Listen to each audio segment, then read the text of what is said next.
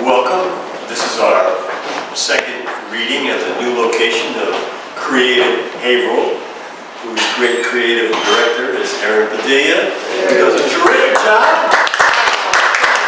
And our partner at 6 different locations, I think, since over 10 years, and wonderful to work with. And she is leading the drive to open a 19th century school, Cogswell School, up on 125, across from, I still call it the Radford College campus, right on the corner there. And that will be a major cultural center. Once it's done, they're still raising money for it, but that's a big part of it. So, thank you and Creative Haverhill for doing this. So, okay, we're being filmed. I have to say this, but if you don't want to be in the film, you just say, I want to be in the film. And our filming guy, Peter, will take you out of it.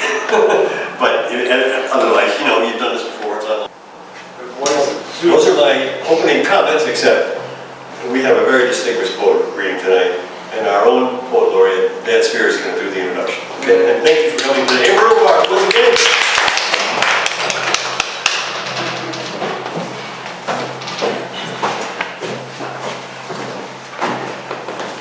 Some time ago, about 2 years ago, I had received a request to write a letter of recommendation for someone I would like to see and thought was worthy of being Poet Laureate in Rockport.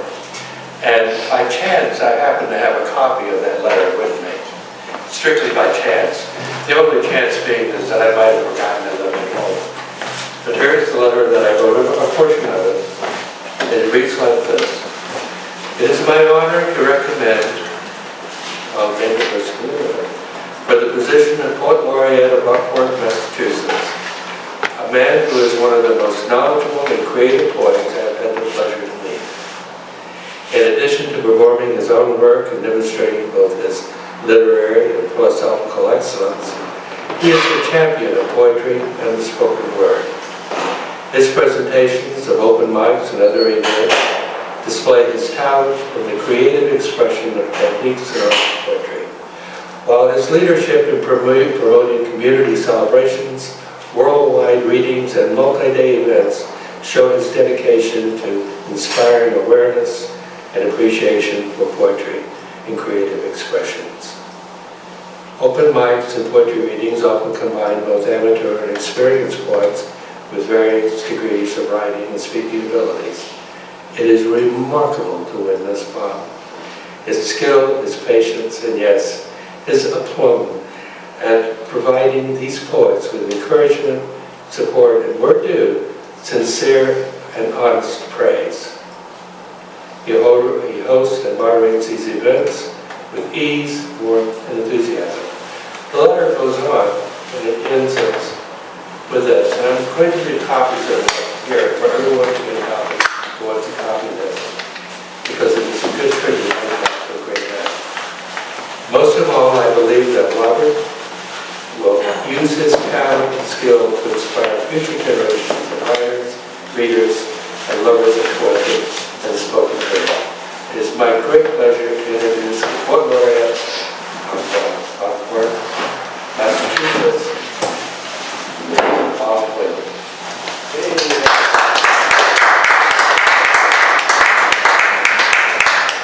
They impeach me, though.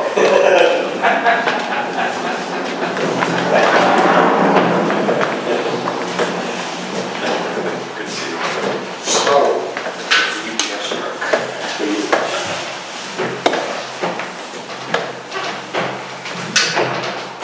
I'll do things in 3 parts tonight. I'm what some folks call a domestic poet. I write about my family, but we live in very difficult and challenging times, and so I'll have some political poems, and I will basically paraphrase something that Richard Hoffman wrote He's a well-known, accomplished poet, and he has an essay, Poetry is Resistance. And in it, I'm paraphrasing, poets are considered to be eccentric, unusual people. And poetry is considered to be not necessarily something that folks are going to spend their time to go to. But some people think about poets as candlelight. But think of how useful candles are. When it's dark and stormy, candles light the way for us.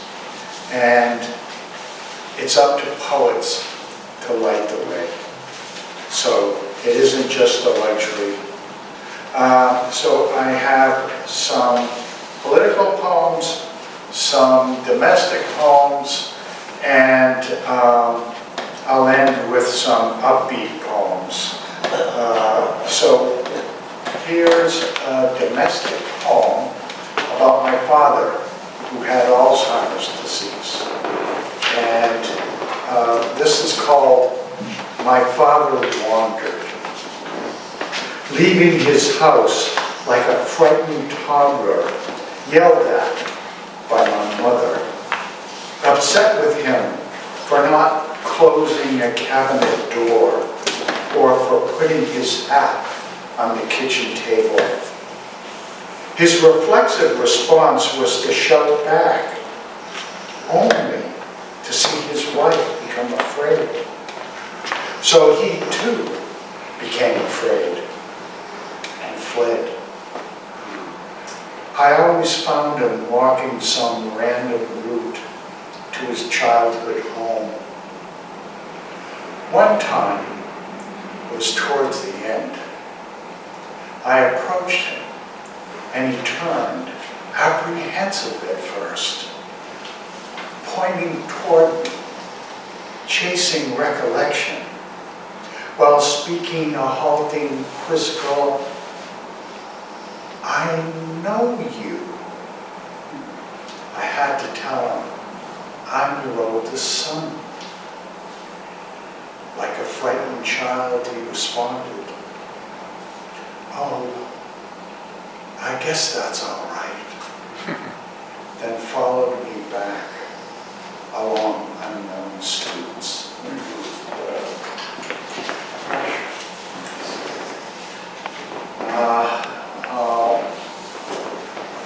Tom likes haiku. I have a haiku. It's semi-political. It's called Cold Mountain Refugees. You cannot walk over them as if they are a filthy mat to roll up and shake away their will like dried mud. They have freely chosen to bask in a field of sunflowers under the blue of a boundless sky. They have decided to ignore your contorted red tongues, pleading twisted supplications, attempting to convince them that straight ruled lines are more beautiful than winding pathways through woodlands or the random markings in marble. You insist that shards are jewels and charred bent iron is gold. Your help is no good for anything except to leave craters in the earth, plumes of putrid smoke, and holes and crumbling walls where only weeds can grow. Darkness without sleep, flakes whirling in squalls of ash, a blanket of bombs.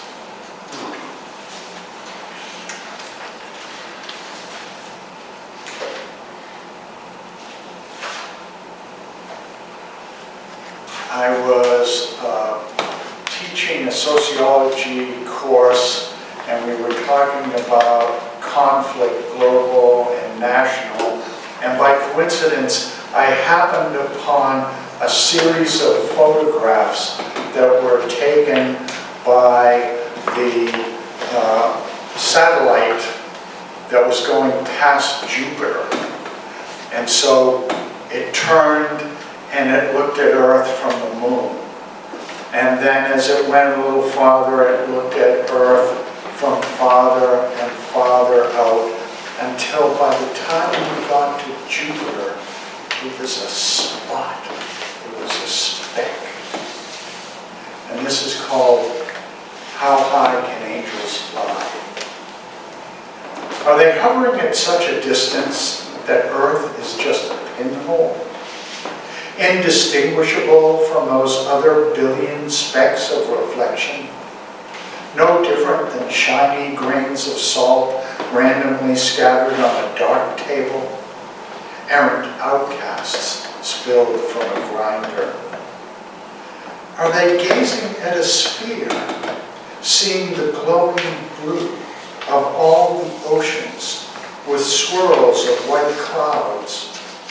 Can you begin to see those lines drawn by human hands, marking the outlines of possession?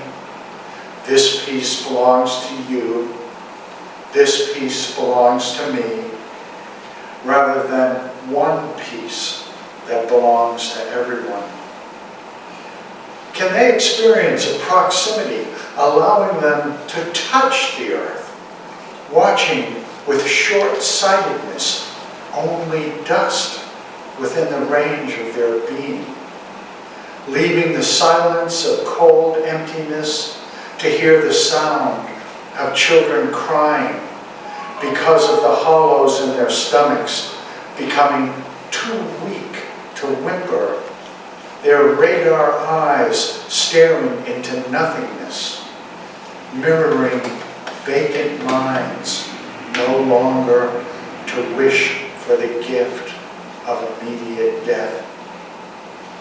These children transforming into hungry ghosts, being devoured from the inside, dissolving all their energy until their lives are sustained by digesting themselves, their organs failing into swollen bodies from feasting too long on oblivion. No water left for their tears, blood too dry to flow, hearts too tired to beat. Only then are innocence released. How high can angels fly?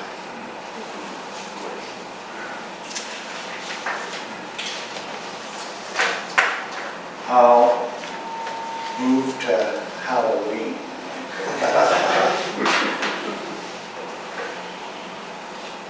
This is from the happier part, but not this one. I'm a dinosaur dad. This is about my oldest kids and the situation after 22 years. The marriage was not working out, and the Celtic holiday near Halloween is Samhain, and there are a bunch of myths and legends associated with this holiday and this time of year. Some are people hold a dumb supper, no one speaks, so the dead can come and eat with them and not be interrupted. There is the legend of a woman dressed in white who wanders and looking to see how folks lived up to their ancestors. And we get the jack-o'-lantern from them because Dooligan was a demon, a skeleton who had a whip of a backbone and drove a cart of horses, ghost horses, and wheels were made out of thigh bones and all this kind of stuff. And the Celts were a tribe, like all tribes are tribes. And they had wars. And they were headhunters. But they didn't kill folks with their heads. They removed them after they were dead. And they would run a willow rod through the throat and out the mouth and carry them like wreaths on their shoulders. And this totally freaked the Romans out. So they eventually decided not to go to certain parts like Wales and Scotland and Ireland because these folks were too freaky. When the Irish emigrated to the US, they were already making jack-o'-lanterns, but they were using turnips. And turnips are really hard to carve. This was a remnant of the head hunting culture. And when they came to America, we had pumpkins. And they were round and easier to use. So the jack-o'-lantern was a turnip, but now it's our jack-o'-lantern here. So this is called Samhain. The nights creep darker and longer. Home fires are left to burn out. Smoke from their smoldering cuts the breath as it chokes. There are no embers, just a toxic scent of smudge. A dumb supper divines future love. There's appetite for nothing. Bones are showing. Weight is lost. Numb hibernation could offer a respite, but it is pained by the same dream. We no longer sleep together. I sleep alone on the futon bought for our first apartment and drift into liminal space. A huge tree grows from my chest, roots clutching my heart. It falls, leaving a gaping hole. Only a revenant remains. As a bloodless eye socket, the stare of empty sight, a headless woman dressed in white chases the night, haunted by past ancestors, shaming the failure. Tomorrow, our children will be costumed as fairies, unaware of an underworld flame that devours houses, scars families. They will plead to run as beggars into an Eden of tricks or treats.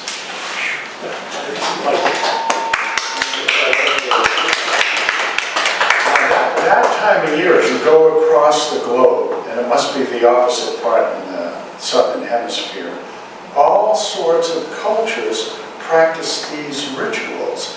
And we have, if you're a Catholic, you have holy days of obligation. One of them is All Saints' Day. But the day before that is All Souls' Day, or All Hallowed Eve. And that's our Halloween. But Spanish cultures, particularly Southern and Central America, they have skeletons that dress up, they're happy, they dance, and they have the Day of the Dead. And so this is about that kind of celebration.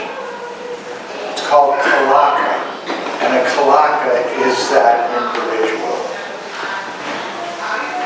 What if we collected skulls like seashells on the beach and mounted them all against a wall like the Capuchins do, with long femurs stacked like firewood in neat piles, or made wind chimes out of finger bones which did not resound with the rings of sound, but only clacked and shook together like the maraca of mortalities.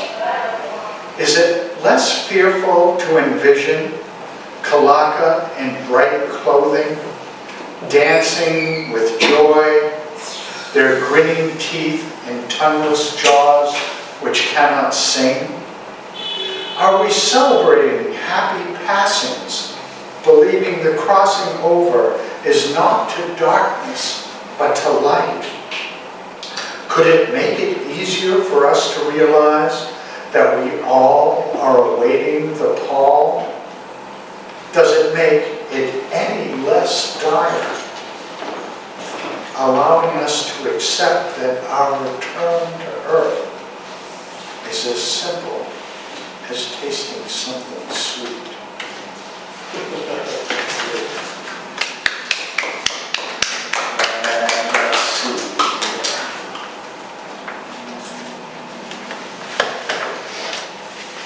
This is kind of a domestic poem. I'm not referring to any child in particular, but kind of sort of. A cicada in Japanese culture represents transition, and its husk is an important memento of the remains of that transition. And this is called Cicada. Wind ripples in patterns of nodding marsh grass to leap with cat's paws across the still surface of the brackish estuary, poised in between incoming and outgoing tide. The current shifts its journey, releasing clear water into softly lapping surf, slaking the sea's salty thirst. The sun floats traveling at light speed through a day which now will only short. A daughter runs along the edge of this barrier island, her robe floating behind her, hugging her shoulders, through summers measured in waves of dissolving soul prints, abandoned shells, stones, and etched seagrass. A father basks in the joy of her dance and momentarily turns away, searching for driftwood, for a fire to chase away the night's inevitable darkness, returning again to warmly gaze as she splashed into the welcoming sea. The robe she wore dropped on the shore, an abandoned husk. The waves quiet as they change direction. And it's then he heard the cicadas sing.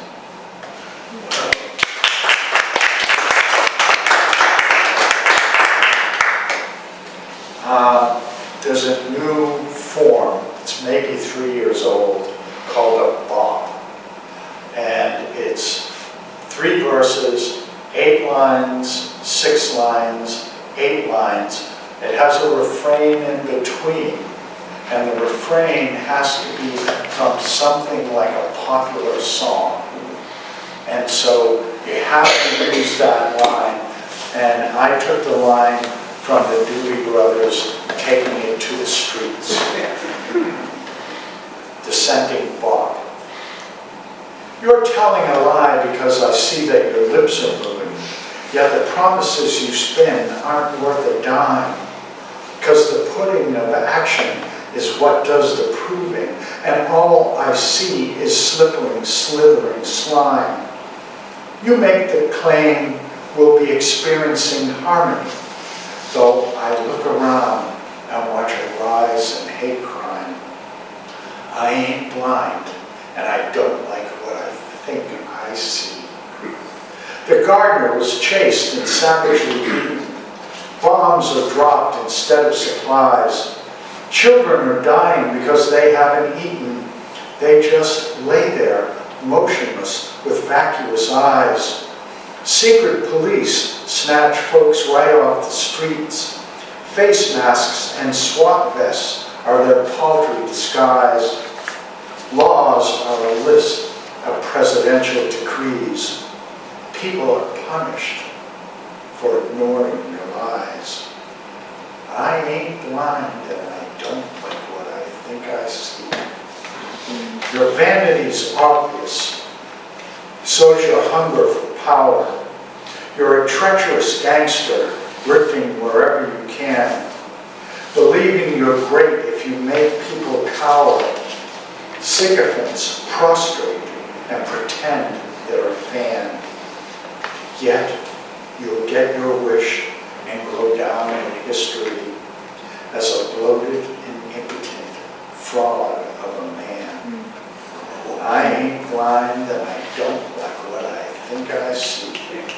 We ain't blind and we don't like what we know we see. If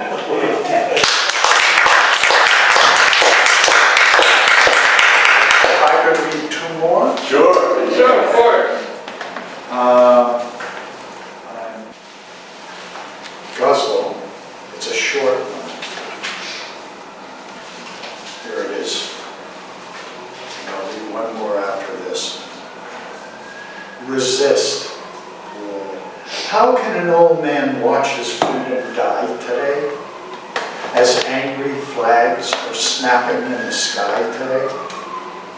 No words of truth are spoken, only lies they say, to blind your mind to disregard your eyes today.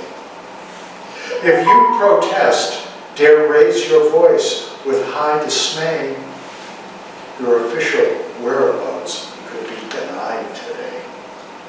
Despite such risks, it's not enough to sigh and pray, merely wait and hope that somehow I'll survive today. Though old and gray, Bob cannot simply hide away. His choice is to resist and rise with pride today. And with a guzzle, the forum demands that a poet mentions his name in the last verse. So, and I'll end with this one. Thunder and mud. I was born for thunder and mud, to run wild through the forest, baptized by the rain, striking my skin with water falling straight from the heavens. Trees whisper to me. Granite whales sing to me as they breach and roll through a pine needle sea, so slowly that they cannot be seen by ordinary men. Fire rests in my palm like a small, fragile bird. The dust from stars makes my bones. I move with the force of a ghost in a cloud riding on a road of light. My dreams are the iron from which bridges are built. My words are the scent of dew rising from moss. The emptiness of cups and canyons fills my heart. Planets float on the end of a feather because of my strength. My love creates life and heals the distressed. My entire existence is magic. So what should I fear? Thank you.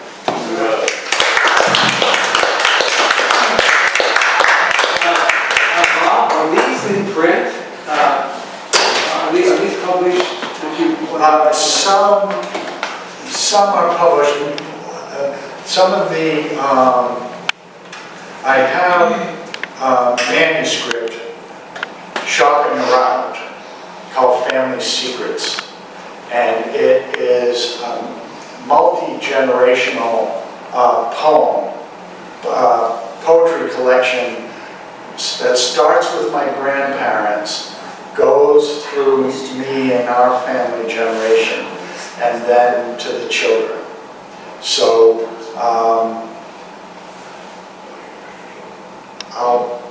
I'm only in, I'm in a number of journals that are anthologies and also publications. And I have one book with other great Cape Ann poets called Tidelands. And so that one is clearly published, let's put it that way. So I believe in spoken word. So I hope I spoke my words. Thank you.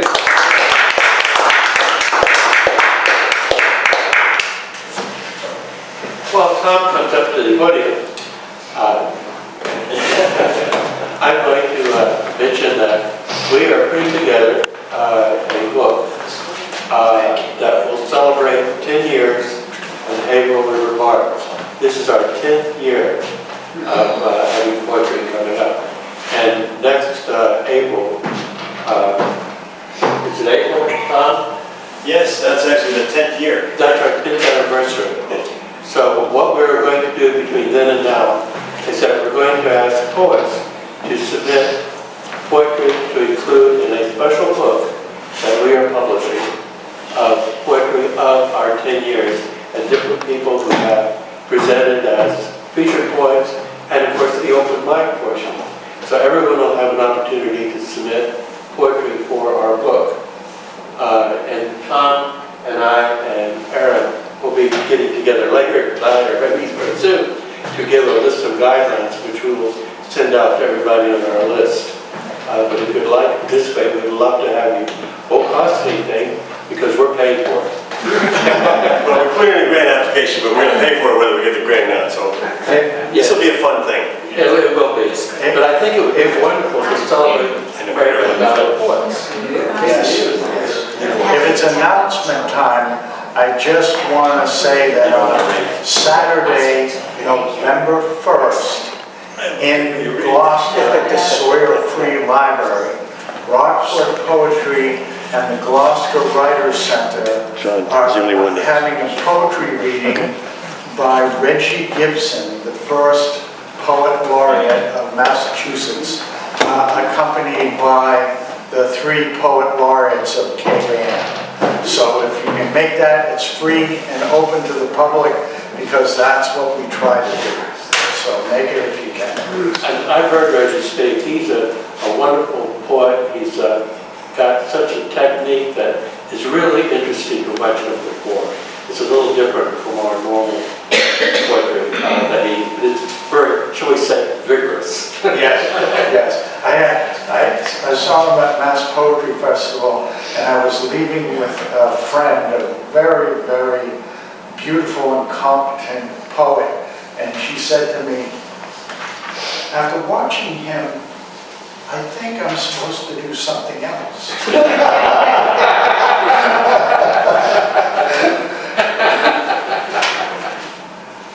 Just my colleague.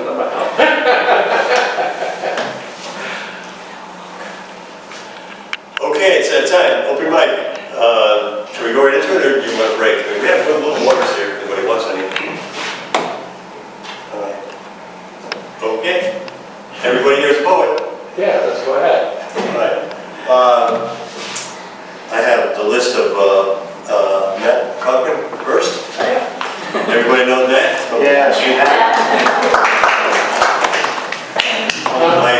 Did you mention that we're also on Facebook, so if anybody doesn't want to be on?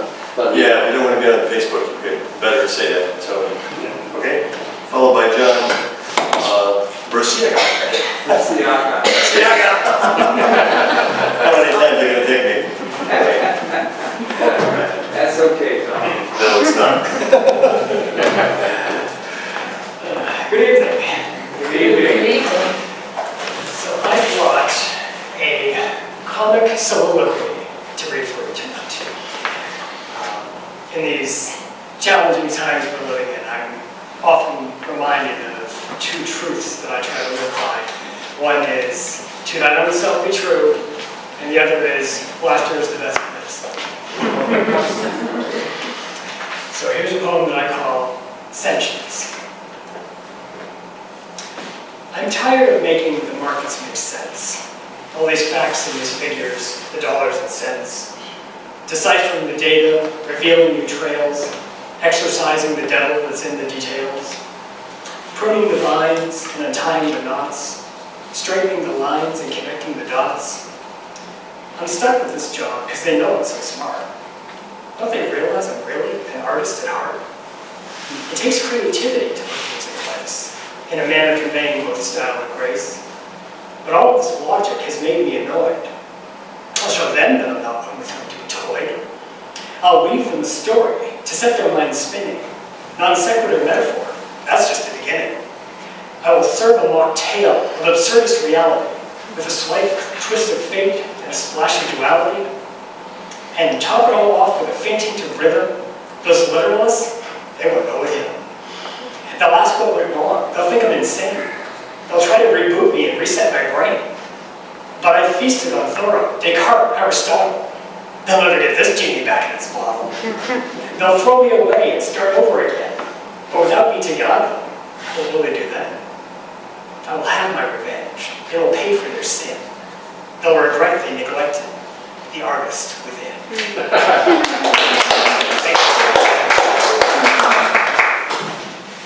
Okay.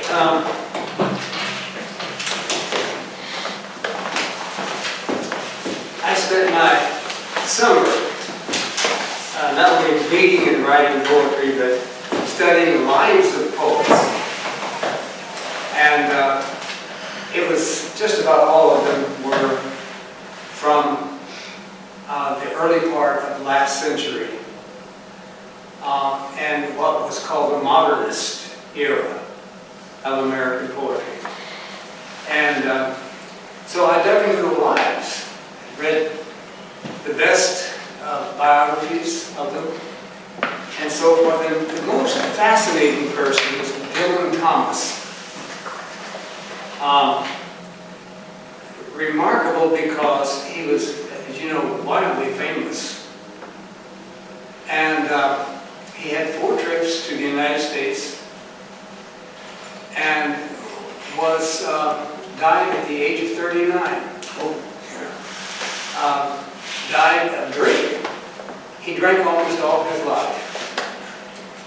He was a very imperfect man, really a man-child who could never take any responsibility for anything, and yet a genius. You know, how do you account for that? He was not a good father.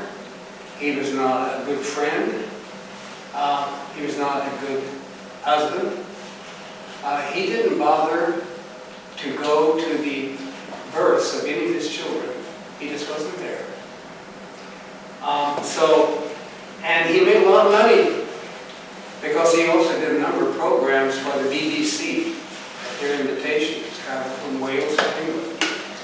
And so, I mean, a person like that just absolutely grips me.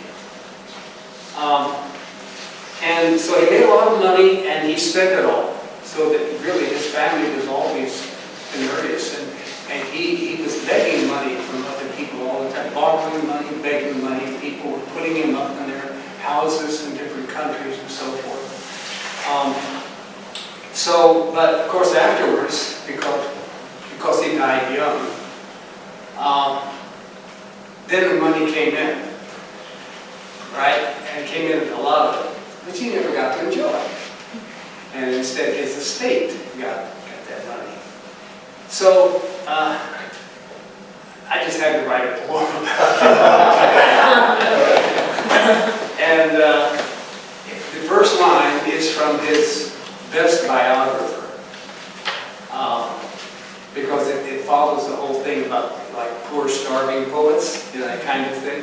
So the first line is from that, but the rest is mine, and it's titled How He Died, and subtitled To D.T. Dylan Thomas.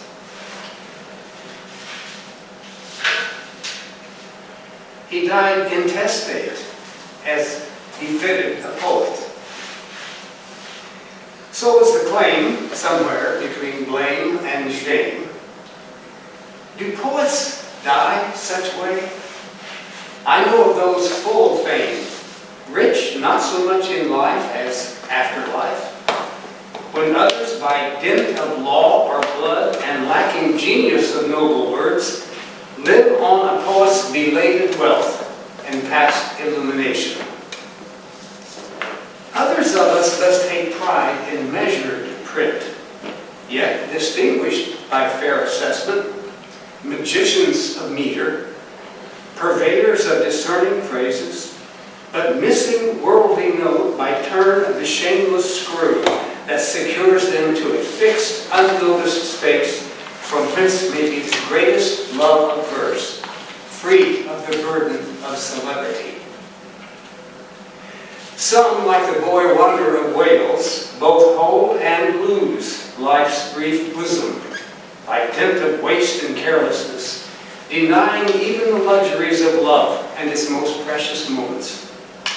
They lie low in the liquors of languishment, whose untimely passing in their giddy youth bestows a martyrdom to be gloried in by suitors and survivors, but unknown to the one whose vast reward is in cold comfort of lifeless eternity.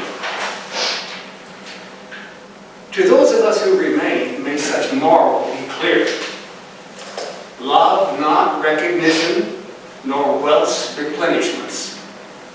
Love but poetry, itself that knows no death, that enlivens the most lifeless length of days, outlives all misery of injustice, knows that all is ultimate forgetfulness.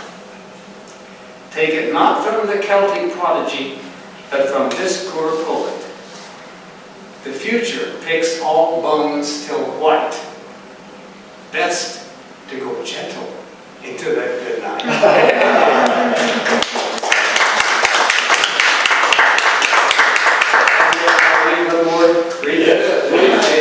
That's fun. This, I didn't know whether this was what I would call a throwaway poem, but I wrote it one time and keep coming back across it on my computer. It's called Phone Me.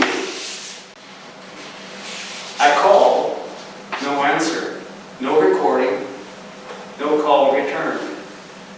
This wall of silence deafens, and there are things I need to know.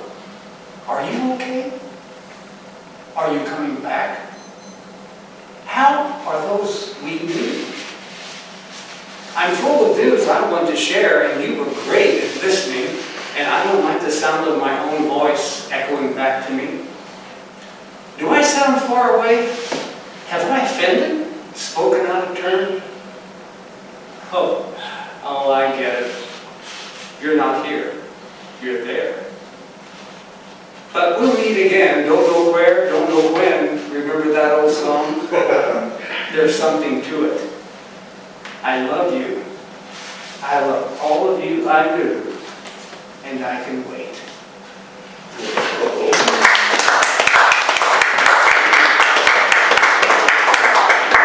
By the way, Erin, is that thing still on for Friday night? Yes. At Rebel Thing? Yep. And that's in another location? Yeah. But it's on Washington? Mm-hmm. Okay. It's at the tab, I think, the tab. Next door to the tap.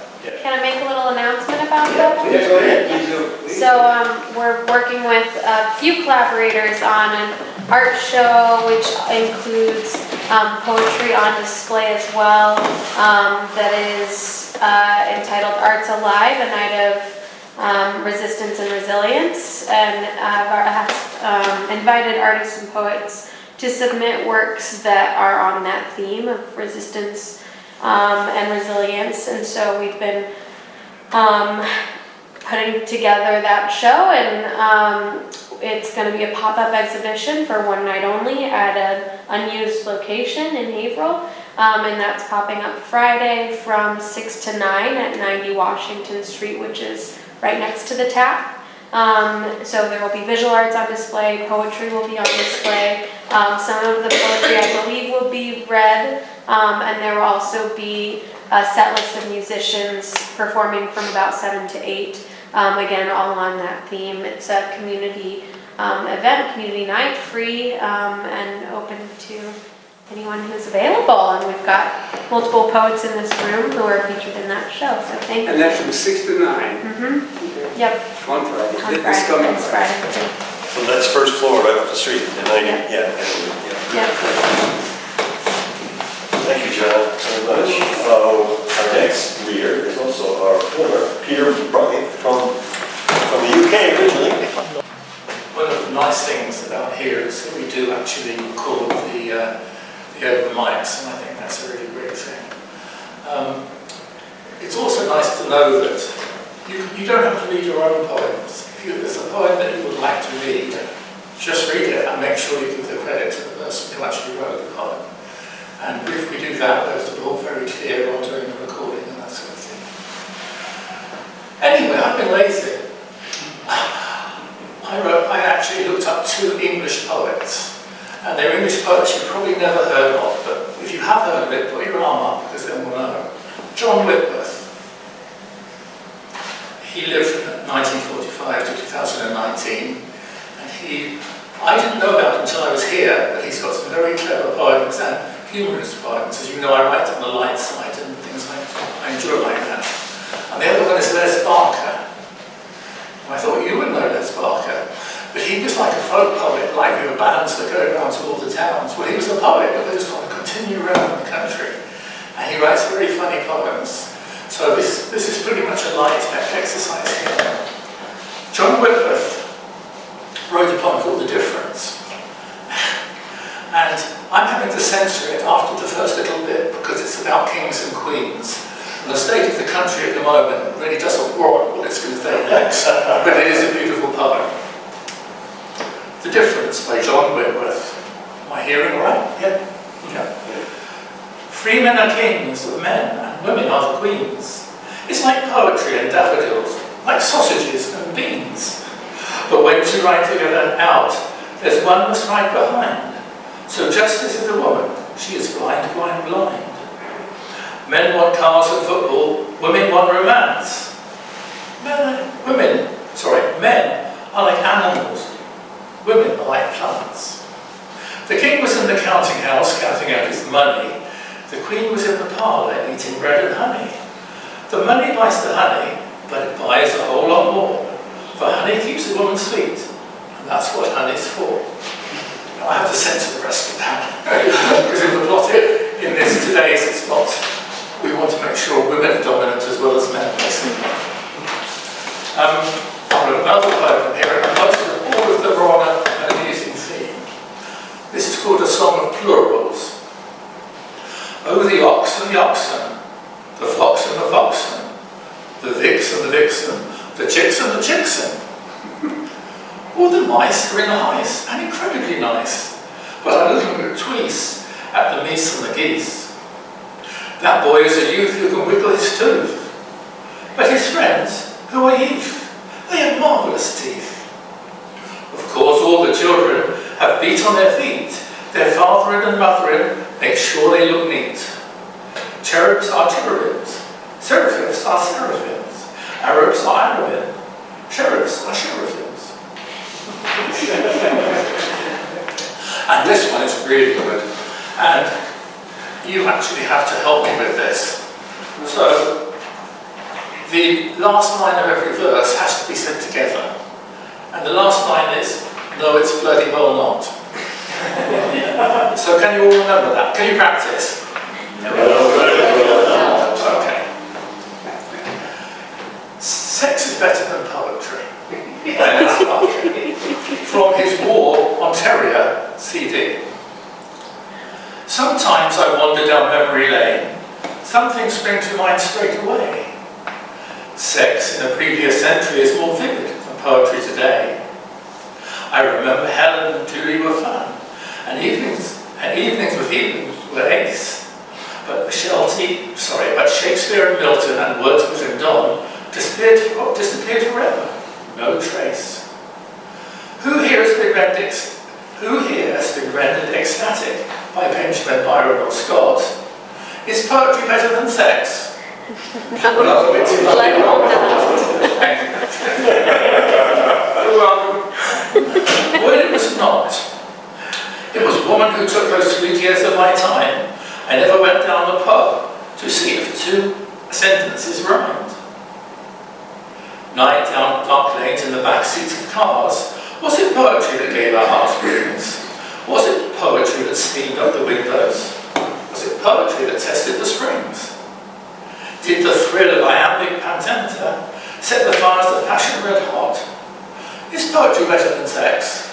No, it's bloody well not.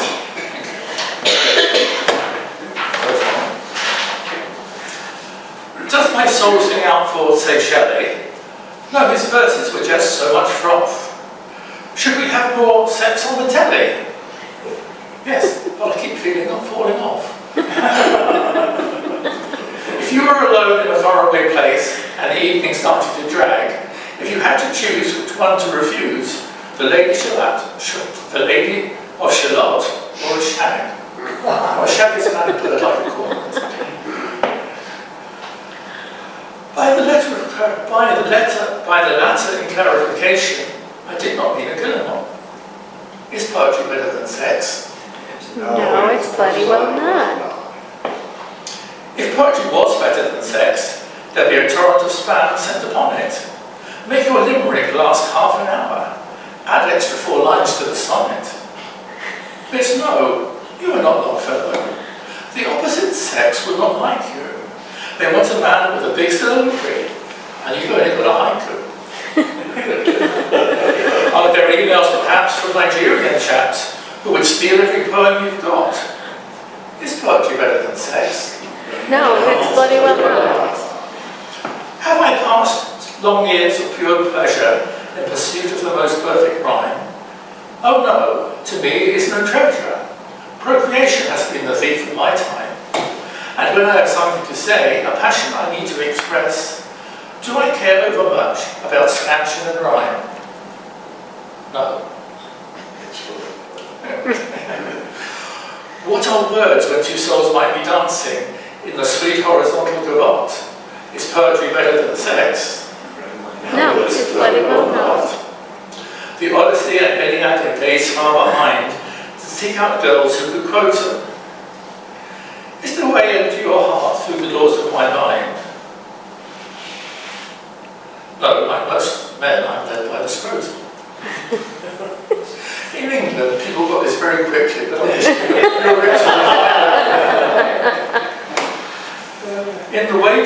is the way to my heart through the doors of my mind? Oh, I get confused when I see a hand use right first, whether rhyming or blank. Some other employments will bring more enjoyment. That's what I think, to be frank. This day I am cursed with a preference for verse. Does my soul sing out? Hang on. This is two-sided trouble. Can you order my heart? Oh, let me do this verse again. Some other employment will bring more enjoyment than what I think, to be frank. The day I am cursed with a preference for verse, you can order the hearse on my spot. Is poetry better than sex? No, it's bloody well not.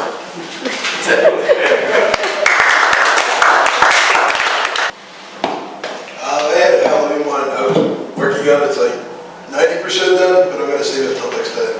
Probably going to make sure it's good. But I do have a Halloween poem. This is called What the Hell Is That? I would like to say thank you, because I don't think I said thank you in all the years. I climbed your steps, watched the light bulb flickering, in my mask, sheet, or hat, whatever I was wearing, my bag, my pillowcase, whatever I was holding. So many straining baby bird mouths, in the hope that you would finally come out.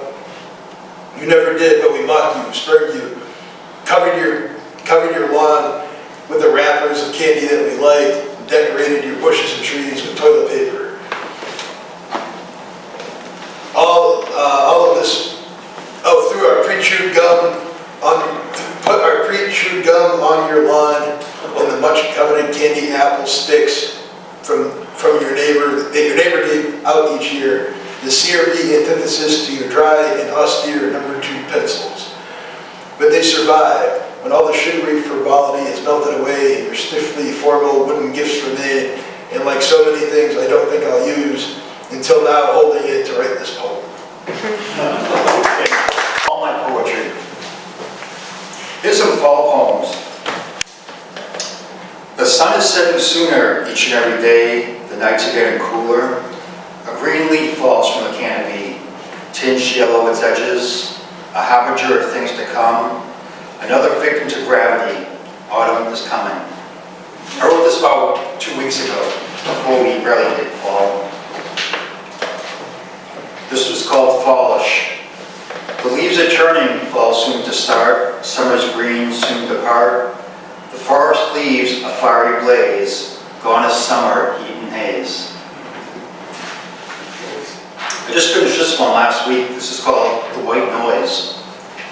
Nature whispers, white noise sound, the buzz and hum, all the insects around. Underfoot or by the tree, you will hear but do not see. Night has fallen in the thicket, love to sleep, chirping cricket.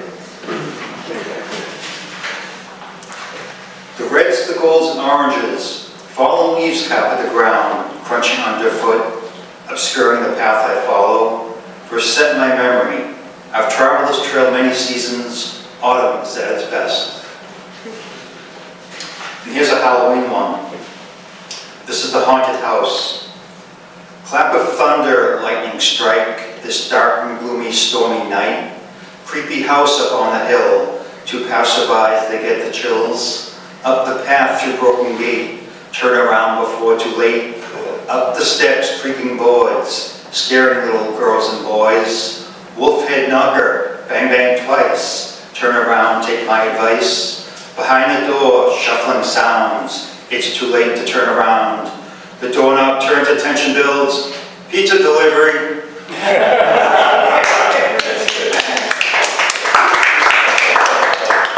And this fall poem took me over a year to write. This is fall from the beginning to the end.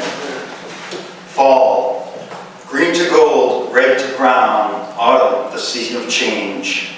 Geese fly south, information's tight. The days get shorter and colder at night. Vibrant colors when fall peaks. It only lasts a couple weeks. One good rain, the leaves are gone. Time to rake and bag the lawn. Apples, pumpkins, country fairs. A log on the fire for the chill in the air. Little monsters roam the streets, door to door in search of treats. Orange, black, the color scheme. Jack-o'-lantern, Halloween. Barren branches can be seen. Not long ago, a wall of green. The oaks to last have shed their leaves, blow and rattle in the breeze. Squirrels gather nuts when food is bleak, and the bear settles down for his long winter sleep. Summer's green grasses turn to blonde, and ice is thrown on the edge of the pond. Football season, Thanksgiving meal, is starting to have that holiday feel. Woke up this morning to a blanket of white. We had our first snow late in the night. Only an inch, nothing to fear, but a sure sign that winter is near. 'Tis the holiday season, home lit up at night, blinking, twinkling, colorful lights. The shortest day, the end is near, is too late, winter's here.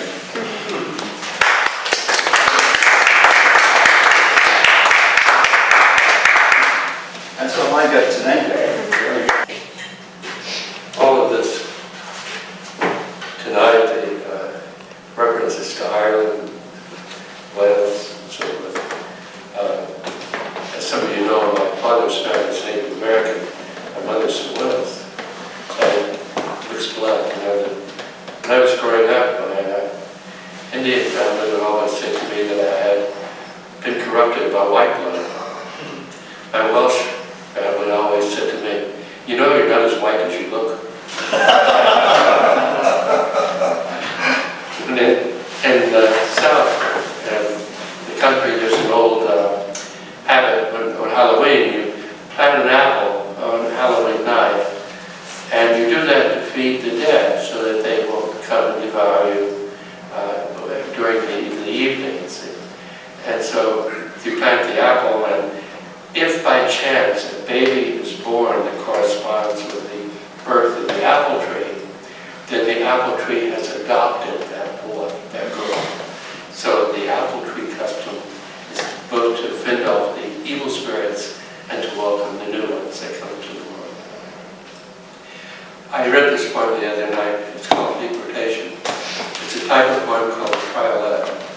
And the interesting thing about a triolet is that it repeats lines throughout, but you don't recognize it because the words are the same, the lines are the same, but the punctuation changes. So although you will hear the poem and it will sound different, you will hear repetitive words. And it may not sound, if anybody wants to see it later, you can take a look at it. It's really very simple. This is called deportation. Savaging the country unrestrained, deportation rages. Laws corrupted, thousands arrested, fear and dread. Numbers swollen from shore to shore in waves and stages, savaging the country, unrestrained, deportation rages. Who lives or dies, lies and lies that deny, expulsions ravages. Splitting immigrants and families and infectious spread. Savaging the country, unrestrained, the deportation rages. Lives disrupted, thousands arrested, free of debt.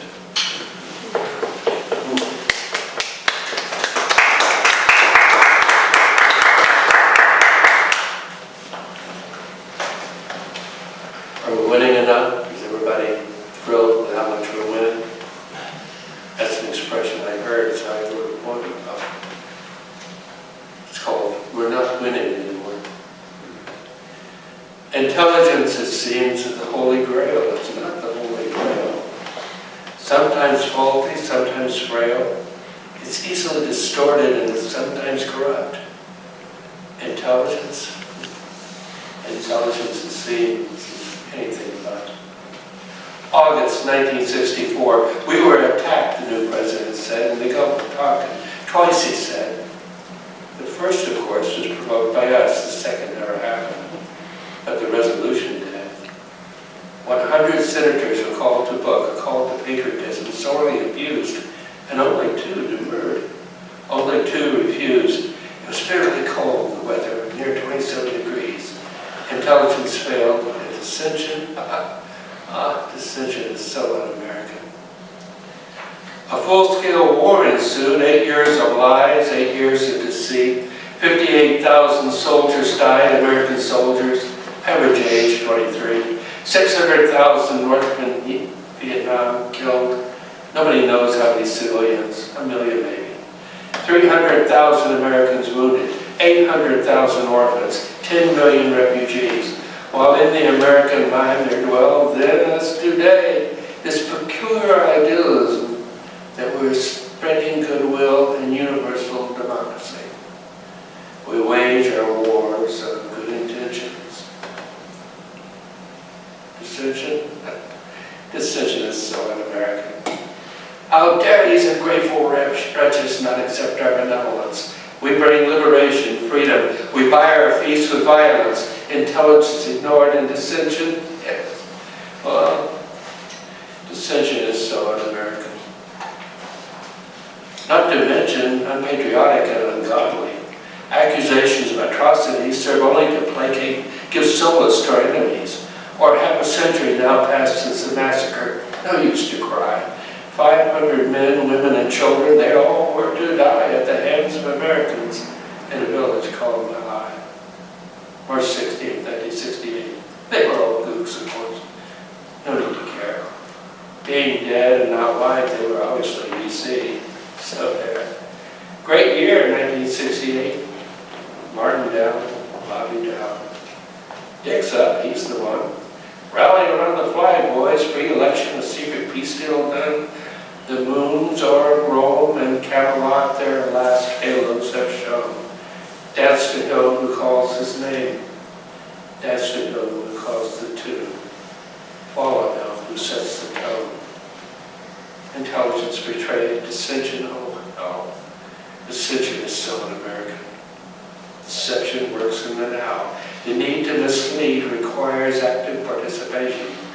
And truth. Truth reliably belongs to history, consigned with impunity. There is no need to worry about encumbrances. Deception works in the now. One barely needs to discredit, destroy all his enemies. Most of the time it really does work. Work for Dick. elected twice, a wartime president flying high and got blue skies, intelligence fails in dissension. Who cares? Dissension is so American. Came 74 and the president left, Nixon falls. Came 75 and the Americans left, Saigon falls. Came 9/11, Osama, yellow cake, Iraq wine. Intelligence again, deception again. Deceiver's name, gone the hawks who brought us down the war, and left us just wondering what it was we were fighting for. Nowhere now to go but up, and no time to wait. There, watching and waiting, standing at the gate until a new pretender calls and enthralls with lies and deceit. Democracy balls. Dissension? Oh, give me a break. Why not? Dissension is so un-American. Intelligence is no longer needed. We're not winning anymore.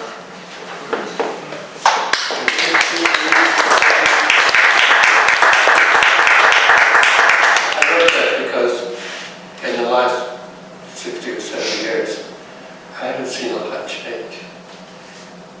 Decision, people lie to us all the time, and there we are. Seems like we keep going in circles. Thank you very much, I appreciate it. And I have to say, I am absolutely delighted to see all of you again this week. It's really wonderful for you to come out this week. And Bob, thank you very much. It's been very, very good to hear you. And I like your insight. Your insight is remarkable. And the Irish and the Welsh shores, let me tell you something. I learned a long time ago that the only thing longer than an Irish goodbye is an Irish wake. And I had to attend with a friend of the family an Irish wake one time. And I learned on the Welsh side of my family that you cannot bury two Welshmen or two Irishmen in the same cemetery on the same day, because God will take one and the devil will take the other. So we went to this wake, and it went on and on and on, because it turned out that an Irishman was being buried in a local cemetery. So the Welshman went to it.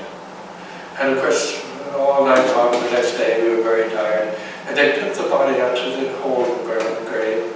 And of course the priest got up and said a few words, and then he says, in the name of the Father and the Son and into the Holy Ghost.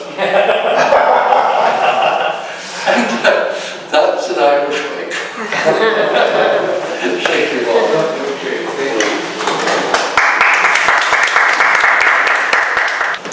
This has been a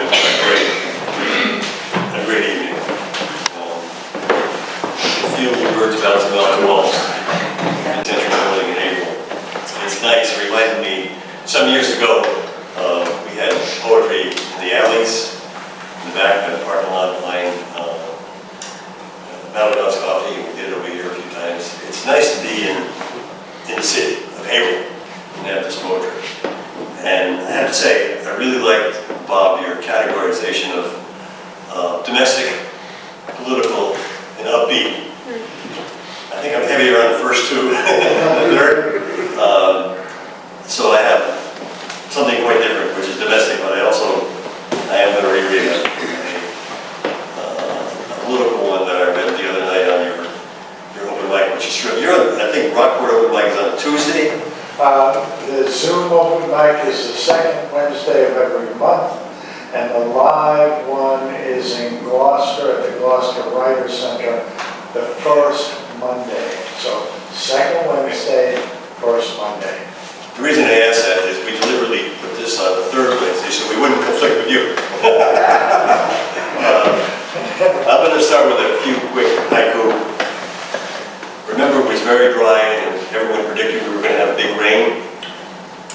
The day before big rain, Earth's tongue hanging out and dry, praying for water.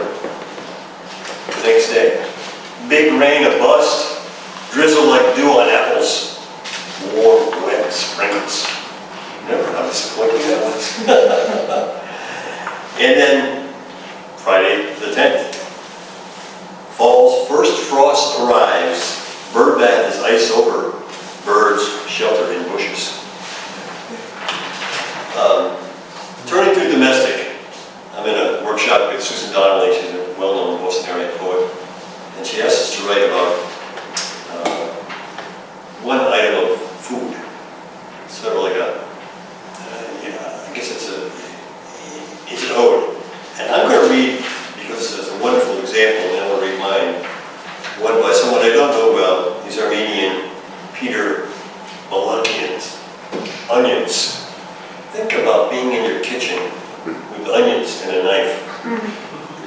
Onions.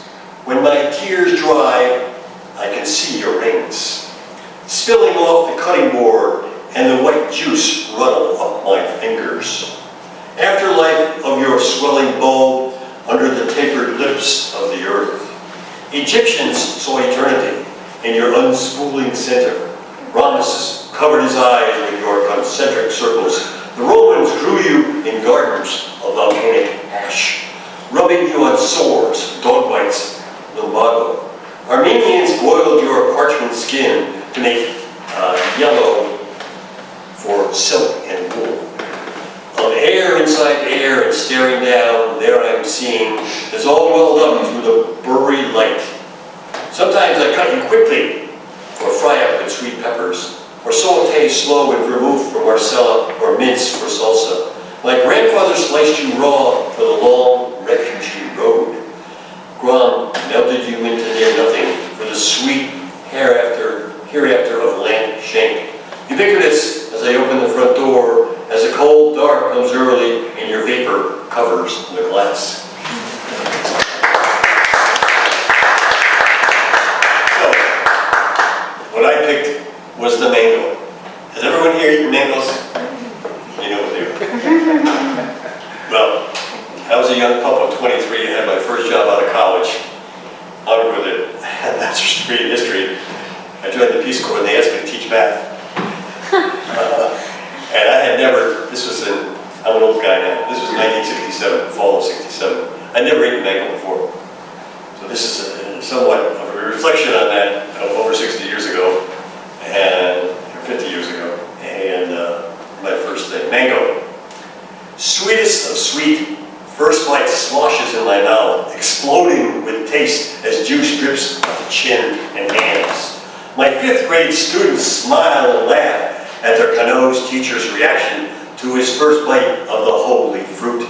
Philippine mango, the king of fruits, its tree sheltered and fed the Buddha, kept him smiling. Symbol of Mao's affection in China, given to workers as gifts in the Cultural Revolution. Varieties many, the Am in Hindu, Alfonso from India, Anwar Rotar in Pakistan, each known by shape, aroma, color, and texture. From my Patotan home in Iloilo, I ferried to Guimaras Island for the ultra-sweet Guimaras mango, judged sweetest of all. In my early morning math class, Guillermo brings a burlap sack filled with golden ones, which are soft and super ripe. We share them at snack time. The hour is filled with slurps and gnashing teeth that scrape every morsel of fruit from around the huge buto bone seed pit. A trash bucket is passed for skins and pits as we walk to the common to wash our hands in the garden pool and then return to math with smiles.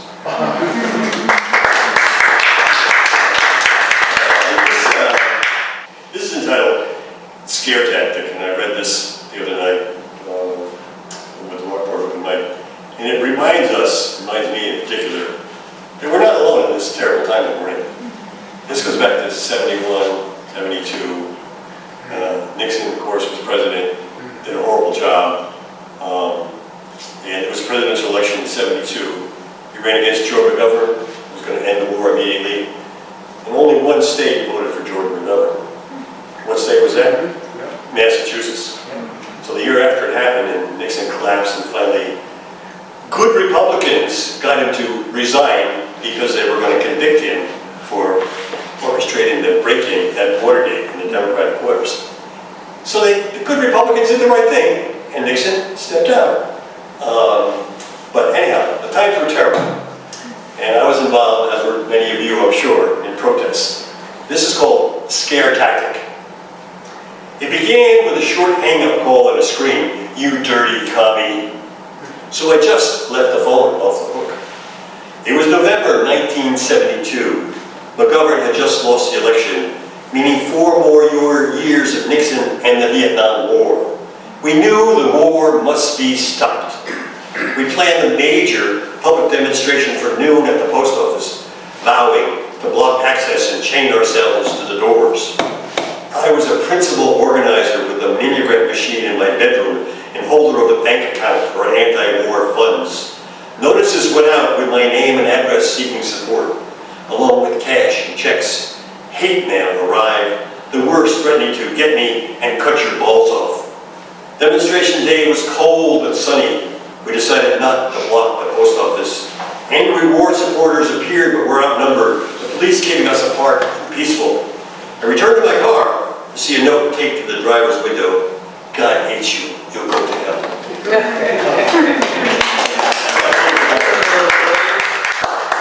Thank you all for coming to this wonderful space. So we're going to meet here in November, right around the 15th. Ellen O'Leary. From Hanover, I believe. Yeah, former Poet Laureate of Hanover. Amesbury. Amesbury. I'm looking at you and I'm saying, okay, all right.